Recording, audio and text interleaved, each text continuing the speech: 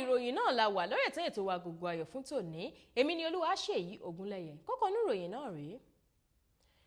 Mercy Johnson ṣe ìtọrẹ àánú fún àwọn opó. Ayọ̀ Adésànyà ṣe ìkìlọ̀ pàtàkì fún àwọn obìnrin.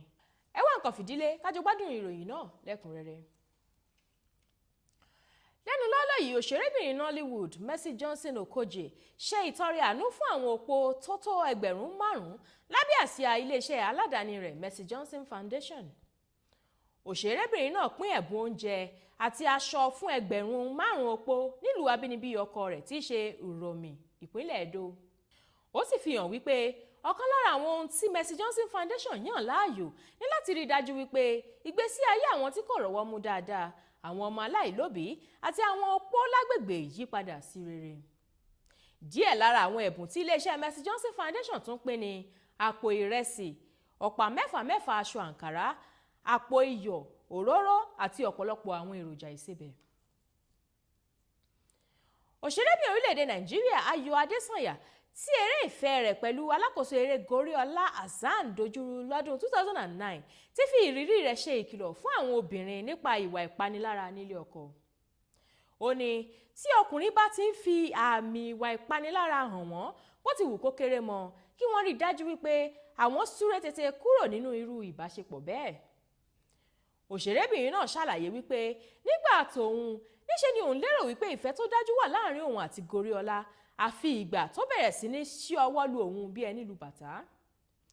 Ó fi hàn wípé nígbà tí Goriola kọ́kọ́ lu òun lérò wípé àṣìṣe ni, òun ò sì fẹ́ fi sílẹ̀ nítorí ìdàrúdàpọ̀ tó wọnú ọkàn òun ní àsìkò náà.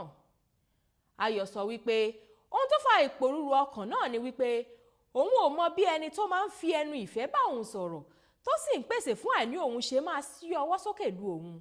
Eléyìí sì mú kí òun lérò wípé yóò yí padà sí rere, ṣùgbọ́n tó jẹ́ wípé òun ní láti yí èròǹgbà òun padà nígbà tí ìṣọwọ́lu òun tún burú sí i ju tàtẹ̀yìnwá lọ. Ó wá kìlọ̀ fún àwọn obìnrin wípé kí wọ́n ṣọ́ra fún àwọn ọkùnrin tó bá máa ń tì wọ́n ní ìtìkùtì àti wípé tó bá ní àmì ìwà ìpanilára díẹ̀ lára kí wọ́n tètè bá ẹsẹ̀ wọn sọ̀rọ̀. Ká tó parí ìròyìn fún tòní, ẹ gbọ́ ọ̀kan lára àwọn àǹfààní tó wà lára ìbẹ́pẹ. Gẹ́gẹ́ bí èso tó ní okun tó ṣara lóore táwọn olóyìnbó ń pè ní fibre, ìbẹ́pẹ máa ń já ọ̀rá tó wà nínú ẹ̀jẹ̀ wa wálẹ̀ dáadáa nítorí wípé ó ní àwọn ohun tó máa ń jẹ́ kí ọ̀rá pòórá tó bá ti dàpọ̀ mọ́ afẹ́fẹ́, eléyìí tó sì máa ń dẹ́kun àìsàn ọkàn. Ní ìdàkejì, àwọn ohun tí kì í mú kí ọ̀rá inú ẹ̀jẹ̀ wa dàpọ̀ mọ́ afẹ́fẹ́ tó tún wà nínú ìbẹ́pẹ máa ń mú kí ara wa jí pépé, kì í sì jẹ́ kí ènìyàn darúgbó láìtọ́jọ́. Nítorí náà, ẹ jẹ́ ká túbọ̀ múra sí bí a ṣe ń jẹ ìbẹ́pẹ. Èyí ni òpin ìròyìn fún tòní, ẹ gbọ́ kókó inú rẹ̀ lẹ́ẹ̀kan sí i. Mercy Johnson ṣe ìtọrẹ àánú fún àwọn opó. Ayọ̀ Adésànyà ṣe ìkìlọ̀ pàtàkì fún àwọn obìnrin. Àwùjọ àlọ́ lórí abala ìròyìn ayọ̀ lórí ètò wa Agogo Ayo fún tòní. Lẹ́ẹ̀kan sí orúkọ tèmi ni Olúwaṣèyí Ògúnlẹ̀yẹ. Ètò ṣì ń tẹ̀síwájú, ẹ ń bá wa kálọ. Ètò yìí ló ń rán wa létí èdè àtàṣà wa tó ṣe kókó.